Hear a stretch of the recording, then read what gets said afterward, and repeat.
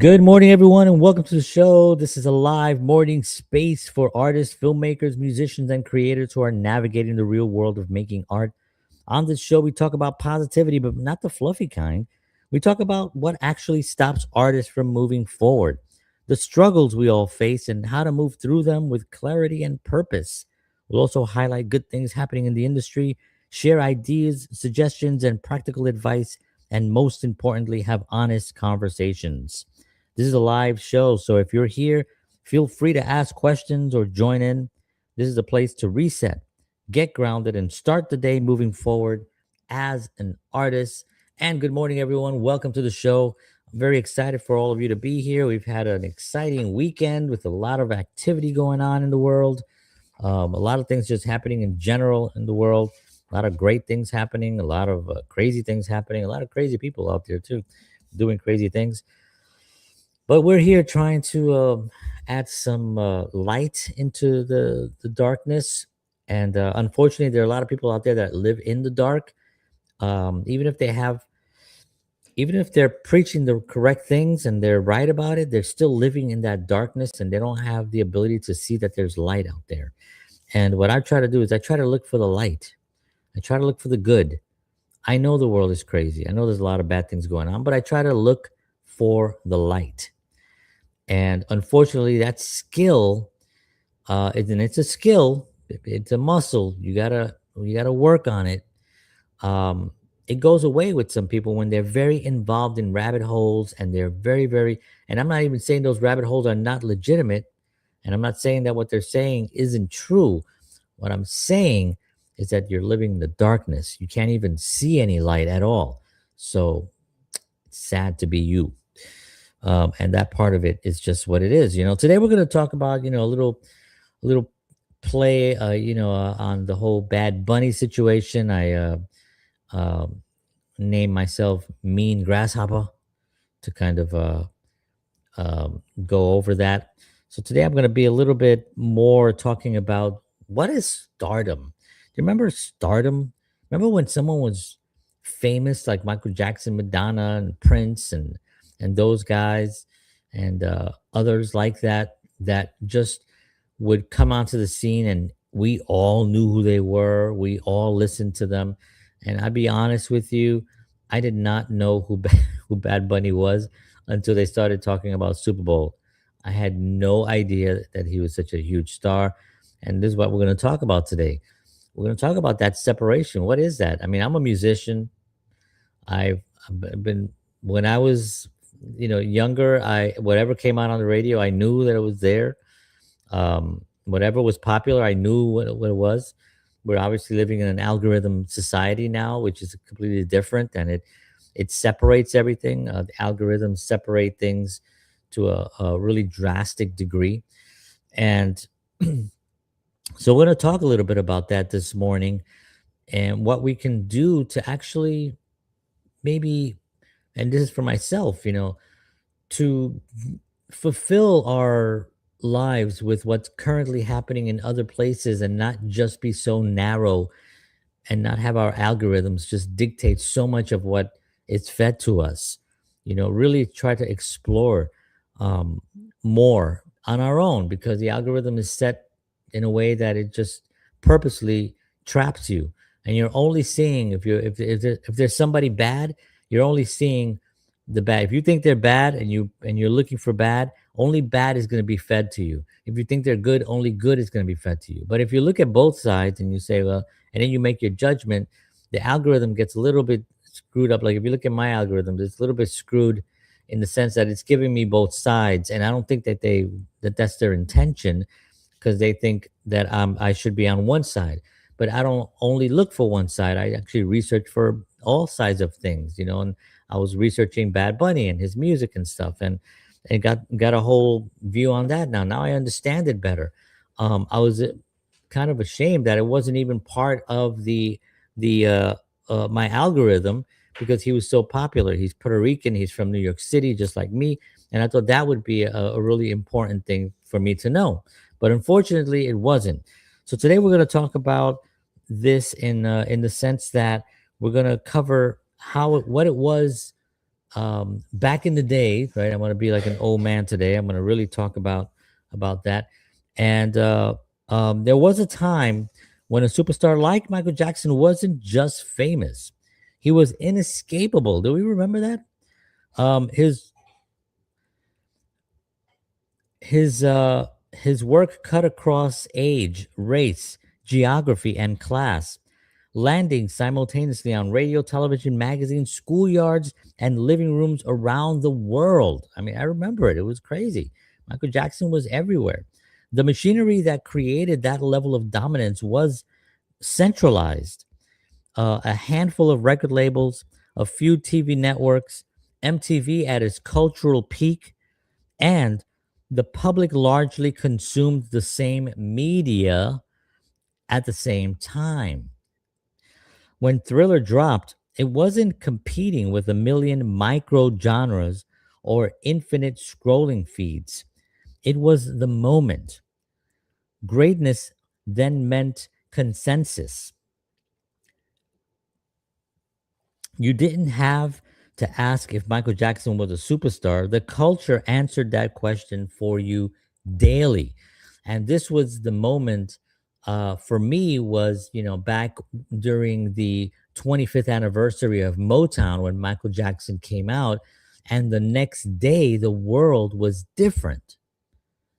I mean, one human danced on a show and sang Billie Jean. And the next day, I mean, I don't mean a week later and a slow ascent. I mean, the next day, the world had shifted and Michael Jackson was in control.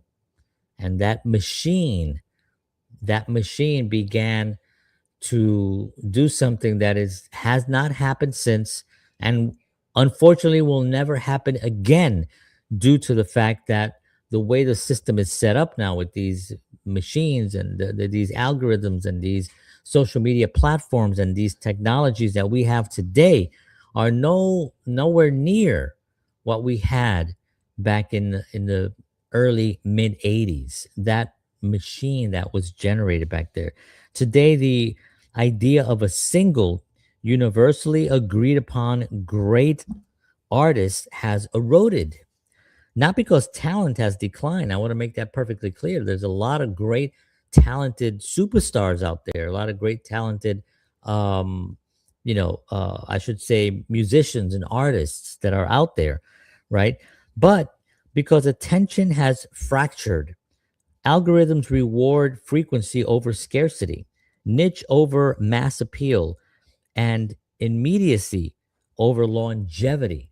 See, we're living in a instant world, right? Instagram and instant uploads and Amazon Prime, where you get you buy something and you get it there within 24 hours, sometimes same day delivery, right? That whole instant world is no longer is what the way the world is operating today.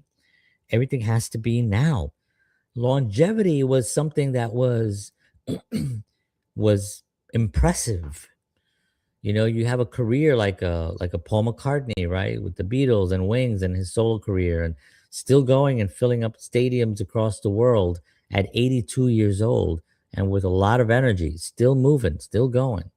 And it just kind of continues with the Rolling Stones. And you can look at bands like the 40 years that Rush was around, the Who. I mean, all these bands just have that longevity, and they still maintain that machine that built them during that time. And it was an impressive thing to see. It was an impressive thing to live through, because you never thought to yourself that these guys would not have this ability. You never thought that they were going to disappear. It never occurred to you that Michael Jackson wasn't going to be around in a year. We were waiting for his next record, we were waiting for his next appearance, but it was more scarce to see them. You know, um, artists can be massive within their lane. Like today, artists can be massive within their lane, yet almost invisible outside of it. That's what happened with Bad Bunny with me, because I'm a Puerto Rican from New York. I never heard of Bad Bunny until they started talking about the Super Bowl. I was like, who is this guy? Why? Because one, I don't listen to that kind of music. The reggaeton thing. It's been around for 20 over 20 years, and that beat, dum, dum, dum, whatever that beat, that same kind of beat that a lot of these artists that they have was good. It was entertaining. It was a dance thing. And I was more into what Michael Jackson was doing, and R&B and blues and jazz and rock and roll and music that was different. That's what I was into. So that my algorithms would not show me Bad Bunny. It's never going to show me Bad Bunny or people like that. That I can't even think of anybody else. And there's probably like a bunch of them that are huge, that fill up a whole bunch of places that are massive. But the music all to me sounds pretty similar in its tone. Not to mention the lyrics are not you know spiritually connected to me.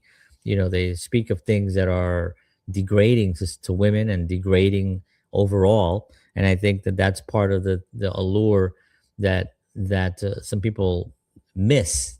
And it's within the music. The music allures them in. And the spectacle of it. And then you start dissecting the actual lyrics and stuff, and that's what. But there have been dark, bad lyrics for a very, very long time, right? I mean, going back to the 70s, you can. So it's not about the lyrics, and I'm not even criticizing the lyrics.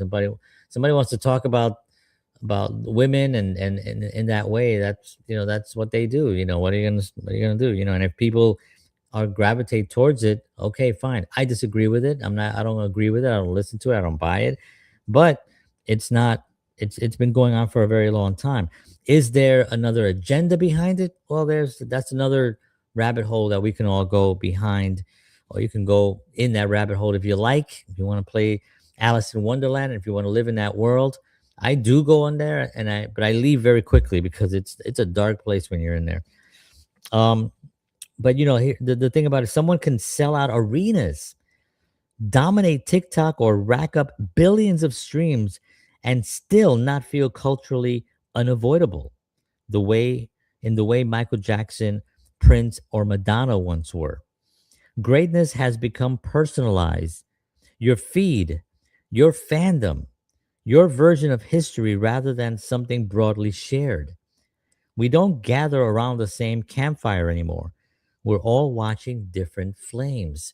And that's the thing that, like, when it doesn't matter who it was, but when that person hit the scene, that famous person, that back, 40 years ago, 30 years ago, we all knew it because we're all watching the same flame. We're all being influenced by the same flame.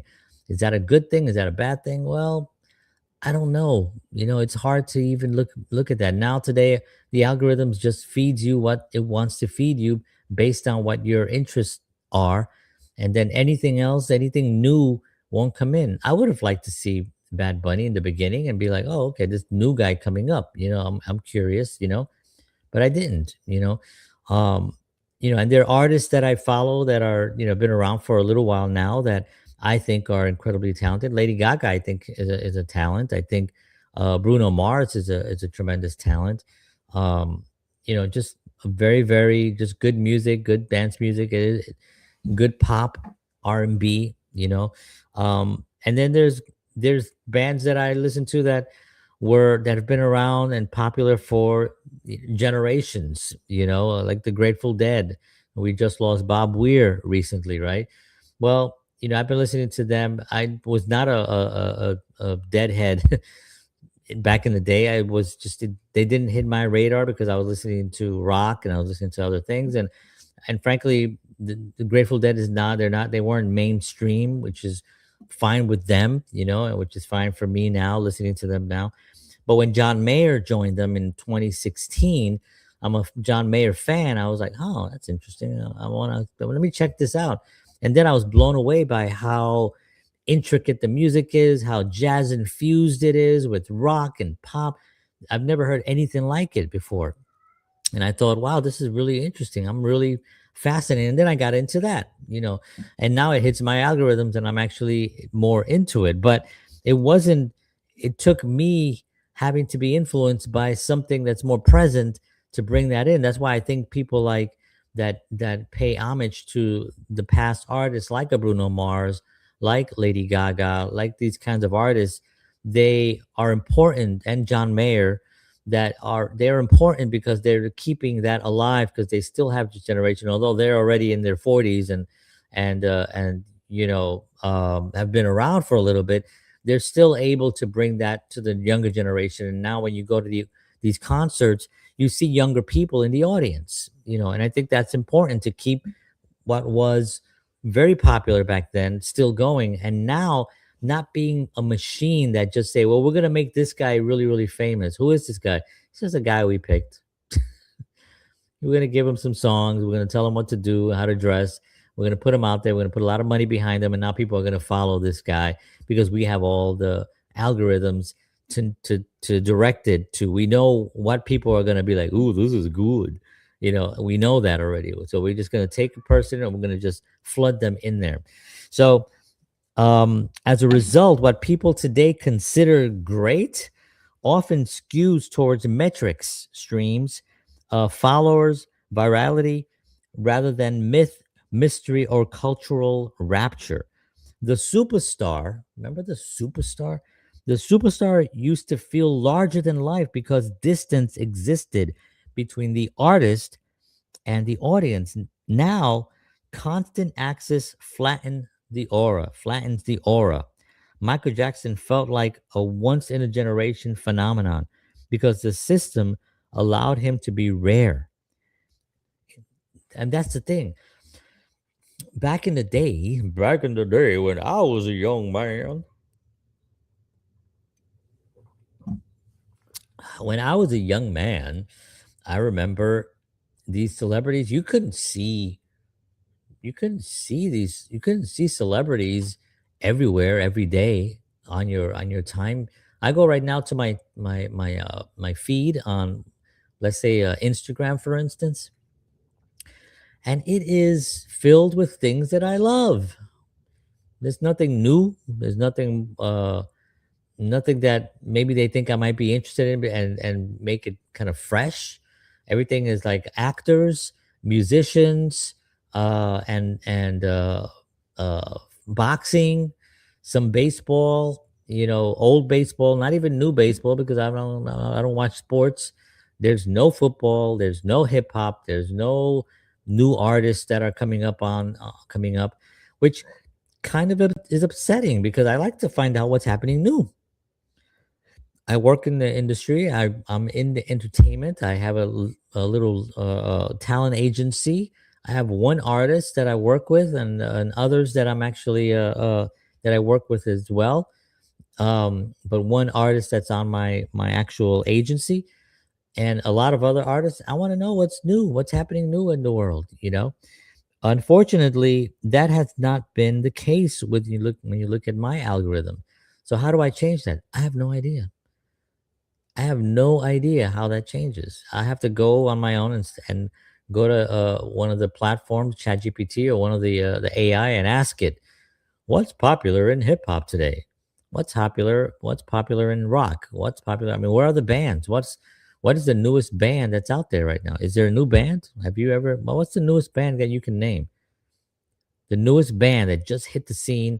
It's a band, five humans, or four or five humans together, or three, or six, a band. They have one name. Name one for me. If you're watching this, put one in the title for me. A brand new one that just came in this on the scene. That's on the top 40 radio, or at least on the top 100 Billboard. One of those things. Where are the bands? I did a whole show on that, and I labeled where the bands, when the bands were around, and one of the newest bands that I could find was about the 15 years old. That was one of the newer bands. Like the Foo Fighters were up there. They've been around for, I don't know, 30 years or something. So that part of it, unfortunately, has been demolished. And this is what we have now. We have the idea that a guy like Bad Bunny could play the Super Bowl, the highest rated Super Bowl in the history, statistically, It's the most viewed. Is it the most viewed because everybody wanted to see him, or because the controversy behind the whole thing was so huge and massive? Which really there was no controversy. It was a guy who played reggaeton, who had some really nasty lyrics on some things, and had some really beautiful images of Puerto Rico and some of the things that I remember growing up in New York as a Puerto Rican. But I'm a Puerto Rican from New York, which is a little bit different than a Puerto Rican from Puerto Rico. But that whole the clash of it became such a spectacle that everybody wanted to see it. Did they want to see it because they're a big fan, or did they want to see it because they wanted to see if it was a train wreck, or to knock it, or to give, you know, it doesn't matter. They created both, whatever you want to call it, the machine created a movement behind this Super Bowl, you know. And was it woke? It wasn't as woke as I thought it was, or in past years. I don't watch the Super Bowl, and I still don't know who won the game. And I mentioned it last night on a post somewhere, and nobody told me. I mean, I'm gonna find out today. Obviously, I'll Google it, but I don't. I forgot that there were teams playing in the Super Bowl, and somebody must have won the Super Bowl. All I'm seeing on my algorithms is the same stuff that I always see, because I don't watch football, and I don't watch Bad Bunny. Now I had a couple of references to Bad Bunny, and I made a couple of posts on it, and I made a couple of comments on other posts. Maybe now the algorithm will pick him up, and maybe I'll start getting him on my feed. I don't know. Who knows? But it's just an odd thing to be part of. So the superstar, in what I was going to say was that, the whole Michael Jackson thing, and all these artists felt like you could never, like, my eyes have never seen Michael Jackson in life, in real person. I know who he is. I've seen a lot of tons of videos. I've listened to the music, thousands of hours of music, of his music. But my eyes were never in the same room with him. I couldn't afford to go see him in concert back in those days when I was in the South Bronx, being raised in a Puerto Rican household. There was no money to go see Michael Jackson in concert. Um, and but he was larger than life. Today, I could go on my social media and I could see what Bad Bunny is doing. Although he disabled some of his social media, which I don't understand that. But um, I can go and see what he was doing today. I can go see what he's doing tomorrow, where he's going to be. I can see his behind the scenes if he's doing some social media. There's a lot of insight that you can get back, that, before, seeing behind the curtain was kind of like, whoa, that's amazing. I remember, I remember Mr. Rogers. I'm a big Mr. Rogers fan. Um, and I remember watching an episode where he took everyone behind the scenes to show them the behind the set, the band, show the musicians playing, that they actually play live when he comes in. Every single episode was an actual band playing live.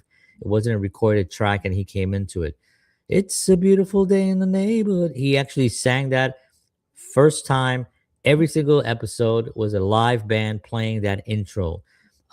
Johnny Costa was the piano player who orchestrated. He had that band, that little jazz band, and he played a different version of that song every single time for every single episode for all those 20, almost 30 years, I think, of that show.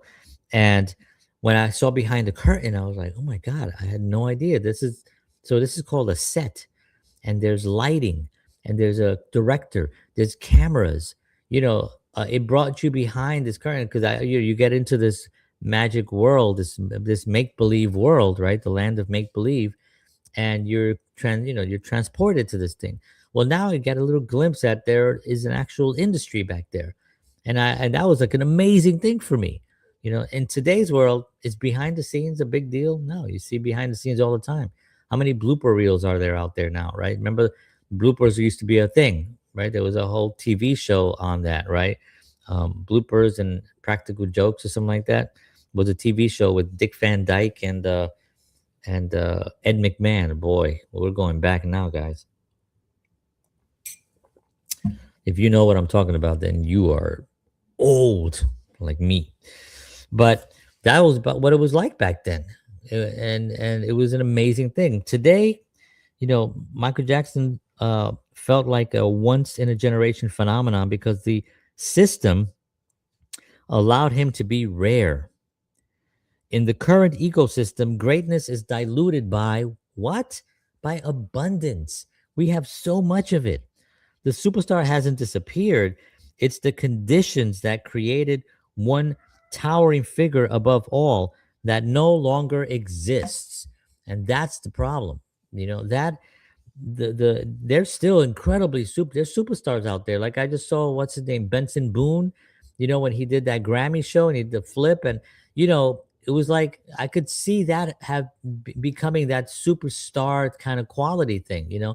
But it's on, the clip is on there. I've seen it a bunch of times. It's got millions of streams and views, and there's no rarity to it. It wasn't like I saw it once on TV and now I can't see it again. I just can only talk about what it was.